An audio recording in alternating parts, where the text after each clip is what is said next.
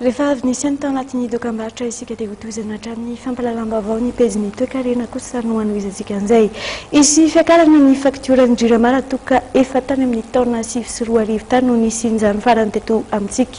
Miankina amin'ny fampiakarana no ahafahana manatsara ny kalitao omena ny mpanjifa raha ny fanazavana avy amin'ny minisitry ny angovo teo amin'ny sary ny Mamy Rasoandrivo. Iakatra ny faktiorany Jirama Tsoatsy araka ny nambaran'ny ministry ny angovo Andriamatoa Horace Kassian. Tamin'ny taona 2024 no nisy ny fiakarana farany ary tsy nisy intsony nandritra ny fitondrana tetezamita nanomboka ny taona 2024. Fanovana kely no hita tamin'ny taona 2024. Tokony indroa isan-taona nisy ny révision amin'ny faktiora araka ny nantitra tery ny ministry ny angovo. Mbola misedra olana goavana ny sehatry ny famatsiana herinaratra eto amintsika ary izany no antony izany no hanomezan'ny banque iraisam-pirenena tosika io sehatra io. On a un très bon partenariat ici avec le gouvernement et avec le Jirama pour essayer d'améliorer la performance de la Jirama au jour le jour, via des investissements mais aussi via des améliorations de gestion.